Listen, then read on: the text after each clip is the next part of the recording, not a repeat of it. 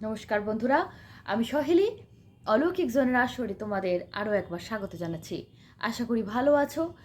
আর তোমরা যারা অলৌকিক জোনে ঘটনা পাঠাতে চাইছো, প্রথমেই বলি আমাদেরকে ঘটনা পাঠাতে গেলে মেইল করতে পারো alaukikzone310@gmail.com অথবা অলৌকিক জোনের ফেসবুক পেজে ঘটনা লিখে পাঠিয়ে দিতে। আমরা অনেক সময় শুনেছি যে বাড়ির কিছু পুরনো জিনিস বাড়ির মানুষের জীবনের সঙ্গে জড়িয়ে যায়, কিন্তু একটা বেল গাছ, হ্যাঁ গাছের প্রাণ আছে আমরা জানি, কিন্তু বেল গাছের কাটার পর তার বাড়িতে এরকম প্রভাব পড়তে পারে, এটা সত্যি বিশ্বাস করা খুবই কষ্টকর। কিন্তু যার বাড়িতে হয়েছে সেই বাড়ির প্রতিটা ব্যক্তি এই ঘটনাটার সাক্ষী। ঘটনা বলছেন শিউলি ব্যানার্জি। তিনি সেই বাড়ির মেয়ে। ঘটনাটা যখন ঘটে তখন উনি বিবাহিতা, থাকতেন নাগপুরে।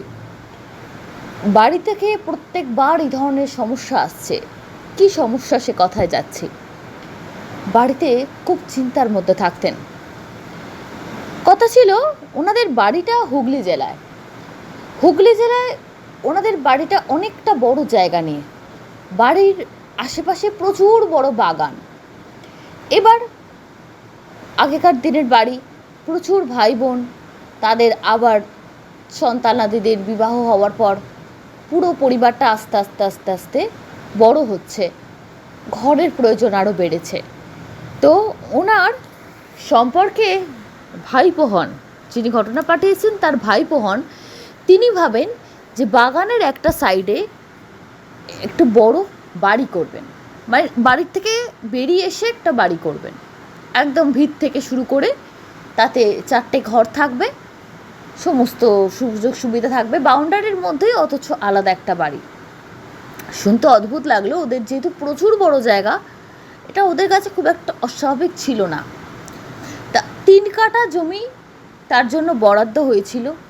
তো সেখানে একটা বেল গাছ ছিল। বাড়ির প্রত্যেকে বলছিল যে অন্য কিছু চিন্তাভাবনা করতে, জমিটা তো তোমারই, ঠিক আছে তোমার ভাগে পড়েছে, এই বেল গাছটা কেটো না। বাড়ির বয়স্ক যারা ছিলেন তারা বলছিলেন বেল গাছটা কেটো না, এই বেল গাছ কাটলে খুব একটা ভালো ফল হবে না, কারণ এই বেল গাছ বহু পুরনো, বারবার অনেক বিপদ আপদ থেকে এই গাছ বাঁচিয়েছে। তিনি ছিলেন আধুনিক মানসিকতার। তিনি বললেন গাছ মানুষকে অক্সিজেন দেয় এই অবধি ঠিক আছে, বৈজ্ঞানিকসম্মত কিছু বললে মেনে নেব, কিন্তু বাড়ির সমস্যায় গাছ বাঁচিয়েছে, এটা কী ধরনের যুক্তি, কী ধরনের অন্ধবিশ্বাস। আর বাড়িটা হলে সবাই আমরা যে একটা জায়গার অভাবে ভুগছি, কেন পরিবার বড় হয়েছে, প্রত্যেকের আলাদা আলাদা ঘরের দরকার, সেই সব সমস্যা থেকেও তো আমরা বেরিয়ে আসতে পারবো, তো বাড়িটা দরকার। এইসব বুজরুকি দিয়ে আমাকে আটকানো যাবে না। আমি একটা প্ল্যান করে রেখেছি, সেই অনুযায়ী করলে কত সুন্দর দেখতে লাগবে পুরো বাড়িটা। তো বাড়িতে প্রচুর বাধা বিপত্তি আসে। তার ঠাকুরদাদা তখনও জীবিত। তিনি বললেন, দেখো তোমরা হয়তো আজকের দিনের ছেলে মেয়েরা বিশ্বাস করো না বটে, তবে এই বেল গাছ লাগিয়েছিলেন আমার ঠাকুরদাদা, মানে বহু পুরনো একটা গাছ। এত পুরনো? বললো হ্যাঁ। এই গাছে যিনি বাস করেন তিনি আমাদের বংশধর, মানে আমাদেরই পরিবারের। তিনি ব্রহ্মচারী ছিলেন। পৈতের পর নিশির ডাকে উনি বাড়ি থেকে বেরিয়ে গেছিলেন, তারপর উনি ফেরত আসেননি। পরে জানা গেছিল উনি মারা গেছেন। তবে তার আত্মাকে তার মা প্রথম ওই বেলগাছে দেখে, যে ছেলেটি বেরিয়ে চলে গেছিল ব্রহ্মচারী বেশে। তারপর থেকে পুরো পরিবারকে প্রচুর বিপদ আপদ, কিছু একটা ঘটনা ঘটবে তার আগে থেকে তিনি স্বপ্নাদেশ দিতেন, দিয়ে প্রত্যেককে সচেতন করতেন যে এরকম কিছু হতে চলেছে, তোমরা সাবধান হও, ইত্যাদি ইত্যাদি। আস্তে আস্তে একটা জেনারেশান শেষ হয়ে গেল, পরের জেনারেশন এলো, তারাও বিশ্বাস করলো, কিন্তু তারপরে জেনারেশান, তাদের কাছে এগুলো পুরো গল্প কথা এবং বলা ভালো বুজরুকি হয়ে গেল। তিনি মানলেন না। স্বপ্নে তার পূর্বপুরুষ যিনি মারা গেছিলেন, যিনি ওই গাছেই থাকতেন, ব্রহ্মচারী, এবং তাদেরকে ব্রহ্মদৈত্য বলা হয়, তিনি স্বপ্নে এসে বলেন যে বাবা গাছটা কেটো না, এখানে আমি না, আমার মতন অনেক জ্ঞানী গুণী বিদ্বজনেরা বাস করে, আমার থেকে অনেক উচ্চ মার্গের তারা, তো তাদের একটা নিশ্চিন্ত আশ্রয়। আমরা পৃথিবীর মায়া কাটাইনি, কারণ অনেক কাজ এখানে বাকি আছে, অনেক কিছু জানানোর বাকি আছে, অনেক কিছু ইত্যাদি ইত্যাদি। তো মাঝরাতে তার ঘুম ভেঙে যায়, তার স্ত্রীকে বলে যে আমি এরকম বিষয়টা জানলাম, এরকম স্বপ্ন পেলাম। তার স্ত্রীও বলে সারাদিন এসব নিয়ে আলোচনা চলছে, তো বেশ কিছুদিন ধরে মাথার মধ্যে ঘুরছে, ওই জন্য এরকম স্বপ্ন। তিনিও বললেন হ্যাঁ, আমারও তাই মনে হয়, দিন রাত এত অন্ধবিশ্বাসের গল্প শুনলে মাথায় তো তা ঘুরবেই, মাথার আর দোষ কী। তার ঠিক কয়েকদিনের মধ্যে গাছটা কাটা হয়ে গেল। গাছটা কাটার পর সেই ছেলেটির, মানে যিনি ঘটনা পাঠিয়েছেন তার ভাইপোর স্ত্রীর, ভাইপো বউয়ের স্বপ্নাদেশে সেই পূর্বপুরুষ আসেন, তাকে বলেন যে তুমি বৌমা ঘরের লক্ষ্মী, তুমিও শুনলে না, তুমি ওকে গাইড করলে না। তিনি তার মতন করে বলেছেন আর কি। এই গাছ প্রচণ্ড পবিত্র, অনেক বড় সাধকরা তারা অশরীরীর বেশে সুপ্ত মার্গে এখানে অবস্থান করতেন, তুমি তাদেরকে বাস ছাড়া করলে, ভিটে ছাড়া করলে, এর ফল তোমাদেরকে পেতে হবে।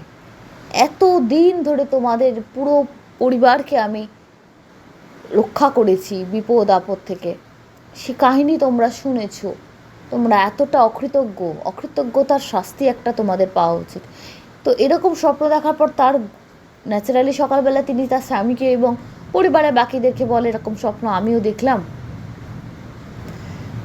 তারপর থেকে আস্তে আস্তে কি শুরু হলো, অসুখ বিসুখ না, শুরু হলো অর্থনৈতিক সমস্যা। ওনার শেয়ার মার্কেটে বা শেয়ার বাজারের একটা বড় ব্যবসা ছিল, সেটা পড়তে শুরু করলো। তখনও তিনি সেই ভাইপো হাল ছাড়েননি, উনি বললেন এই ফিল্ডে এরকম হয়, এর সঙ্গে স্বপ্নকে আমি জুড়ে দেখব না, কাকতালীয়। তার স্ত্রী 4 মাসের অন্তঃসত্ত্বা ছিলেন, সেই সময় এত কাণ্ড হচ্ছিল, বলেছিল এই সময় একটা ফলন্ত গাছ কীভাবে কাটা উচিত না, সব কিছু ছেড়ে দিল, একটা গাছের তো প্রাণ আছে, সেই দিক থেকেও গাছ কাটা উচিত না। শোনা হয়নি, স্ত্রীর সন্তান ভূমিষ্ঠ হলো না, তার আগেই তাকে চলে যেতে হলো। প্রত্যেকে পরিবারের যার যা ব্যবসা বা চাকরি, প্রত্যেকটা ক্ষেত্রে সমস্যা দেখা দিল। পরিবারের একটা বার্ষিক আয়ের ওপর প্রভাব ফেলল, যে মানে অর্থনৈতিক অবস্থার ওপর ভিত্তি করে তারা গাছটাকে কেটেছিল, নতুন বাড়ি করবে। একটা বছরের মধ্যে, 1 বছরের মধ্যে পরিবারের অবস্থা এমন এসে পড়ল, তাদের বাড়ির একটা পোর্শন বিক্রি করে দিতে হলো, সেখান থেকে পাঁচিল তুলে দেওয়া হলো, আর একটা পোর্শন বাইরের লোকেরা সে কিনে নিয়ে তারা বাড়ি করলো। ছোট একটা বাড়ি, তার চতুর্দিকে একটু গাছ, ফুলের গাছ, ফলের গাছ, যাদের একটু জমি থাকে বাড়ির আশেপাশে একটা বাউন্ডারি দেওয়া থাকে, কিন্তু বিশাল বাগান বলা চলে না, তো সেই পর্যায়ে তারা চলে এলেন। অত বড় বাড়ি, চতুর্দিকে একটা বাগানের মধ্যে একটা বাড়ি, বিশাল বড় বাড়ি, এত বড় বাগান যে সেখানে একটা বাড়ি করার তারা প্ল্যান করছিলেন। অর্থনৈতিক অবস্থা ডাউন হতে হতে এই জায়গায় তাদের এসে পৌঁছলো। তখনও অদ্ভুত বিষয়, সে ভাইপো মানতে চাইছে না যে তার কৃতকর্মের ফলে পরিবারে এরকম অর্থনৈতিক সমস্যা দেখা দিল, কিছুতেই সে বিশ্বাস করবেই না। সে দৃঢ় সংকল্প যে না, এসব হতে পারে না। তারপর আরও এমন কিছু ঘটনা ঘটে, সেটা তিনি বলতে চাননি, কিছুটা এতটাই ব্যক্তিগত ওনাদের, যে সেই ঘটনাগুলো ঘটার পর বাড়ির সবাই সেই ছেলেটির বিরোধিতা করতে শুরু করলো, যে তোর জন্য এরকম হলো, বা তোমার আর তোমার স্ত্রীর জেদের জন্য এরকম হলো, বেশ তো আমরা ছিলাম, গাছটা কাটার দরকার ছিল না। তো ওই ছেলেটির মা প্রায় দেখতে শুরু করলেন যে সন্ধ্যেবেলা যখন উনি ওপরের ঠাকুর ঘর থেকে সন্ধ্যে দিয়ে নামতেন, পুরনো আগেকার দিনের বাড়ি, আপনারা বুঝতে পারছেন, যেহেতু গাছটা কাটা হয়ে গেছে, গাছে তারা থাকতেন, তাদের আর জায়গা নেই, তারা কোথায় থাকবেন। তো এরপর থেকে পরিবারের অনেকে অনেক স্বপ্ন দেখেছে, ভালো স্বপ্ন, খারাপ স্বপ্ন। এক এক সময় যেন মনে হচ্ছে স্বপ্নে এসে কেউ কাঁদছে, কি স্বপ্নে এসে আকুতি করছে যে কিভাবে আমাদের মাথার ওপর থেকে একটা জায়গা তোমরা কেড়ে নিলে, এটা তো আমাদের আশ্রয়স্থল ছিল, এই সমস্ত কিছু। তো ছেলেটির মা একদিন সন্ধ্যা দিয়ে নামছেন সিঁড়ি দিয়ে, ঠাকুরঘরটা ঠিক চাতালের পাশে, পুরনো বাড়িতে যেরকমভাবে থাকে আর কি। তো উনি নেমে আসছেন, সিঁড়িটা বেশ উঁচু, তো ছাতের দরজা বন্ধ। আগেকার দিনের দরজা সন্ধ্যের আগেই ওখানে খিল দেওয়া হয়ে যায়, দরজা বন্ধ, কিন্তু ছাতে মনে হচ্ছে কারা যেন বসে বসে কথা বলছে। তো ওনার কি মনে হলো, উনি কিছুটা সিঁড়ি থেকে নেমেছেন। এবার দরজাটা আর সিঁড়ির দূরত্বটা এরকম যে একটুখানি দরজা একটা ছোট পাল্লাও আছে, মানে পাল্লাটা খুলে দেখা যাবে যে যদি কিছু ছাতে হয় বা কিছু, পুরো দরজাটা খোলার দরকার নেই। মানে পাল্লাটা খুলে দেখার চেষ্টা করলেন যে কে ছাতে আছে। ছাতে তো কারোর থাকার কথা না, পুরোনো দিনের বাড়ি, ছাতে কেউ উঠে বসে আছে, আড্ডা মারছে, ছাদ বন্ধ, বাইরে থেকে কেউ পাঁচিল মানে পাইপ বেয়ে উঠেছে সেটাও সম্ভব না, এত উঁচু ছাদ। আজকের দিনে 4 তলা, ওই রকম বাড়ির 2 তলা। তো উনি যেটা দেখেন, আকাশের চাঁদ ছিল, পূর্ণিমা, অন্ধকার হয়ে আছে, সেই চাঁদের আলোয় দেখেন, যতটুকু উনি দেখেছেন, গেরুয়া বসন পরা, মাথা পুরো ন্যাড়া, সন্ন্যাসীর বেশধারী, কিন্তু অদ্ভুত তাদের শরীরটা কেমন স্ফটিকের মতো। তারা গোল হয়ে একটা যেমন মিটিং হচ্ছে এমনভাবে ছাদে বসে আছেন, আর দেহটা স্ফটিকের মতো চকচক করছে, কোনো মনুষ্য শরীর মনে হচ্ছে না। ওই দৃশ্য দেখে উনি ভয় পেয়ে জানলাটায় ধাক্কা দিয়ে বন্ধ করে দেন, পুরোপুরি ছিটকিনেও দিতে পারেন না, আর ভয়ের চোটে ওনার পা মচকে যায়, উনি সিঁড়ি থেকে গড়াতে গড়াতে পড়ে যান। ওনার পায়ের গোছে ফ্র্যাকচার হয় এবং কোমরে ভয়ানক চোট লাগে। প্রায় 6 মাস উনি বিছানা থেকে উঠতে পারেন না। তারপর যখন চিকিৎসার পর উনি উঠে দাঁড়ালেন, আস্তে আস্তে ওয়াকার দিয়ে হাঁটানো, ওনাকে সমস্ত কিছু করানো হলো, এমনভাবে ওনার শরীর নষ্ট হয়ে গেল যে পর পর কিছু অসুস্থতা লেগেই থাকতো।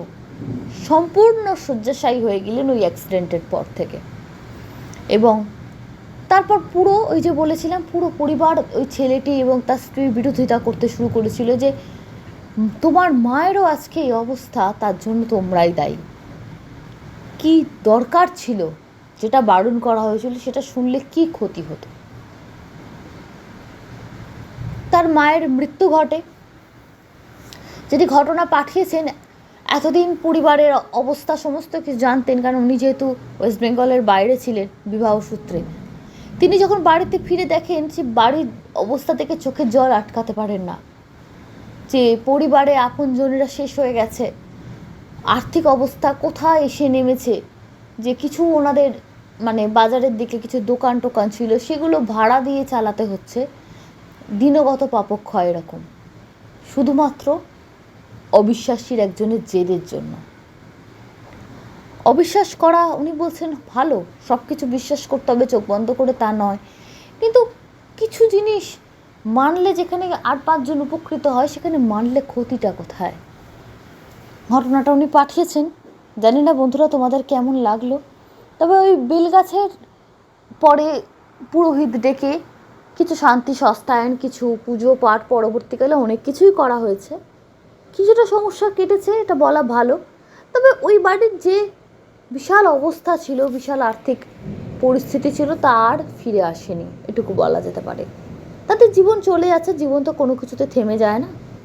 তবে সবাই ফিল করে যে কিছু যেন একটা নেই, কিছুর অভাব ওরা বোধ করছে, এরকম ওনারা আজও ফিল করেন। আগে যেমন কোনো বিপদ আসবে, কারোর কোনো রকম কোনো সমস্যা হওয়ার আগে যে স্বপ্নাদেশ আসতো, সেটা বন্ধ হয়ে গেছিলো, সেসব আর হয় না। এই ছিল ঘটনা বন্ধুরা, কেমন লাগলো অবশ্যই জানিও।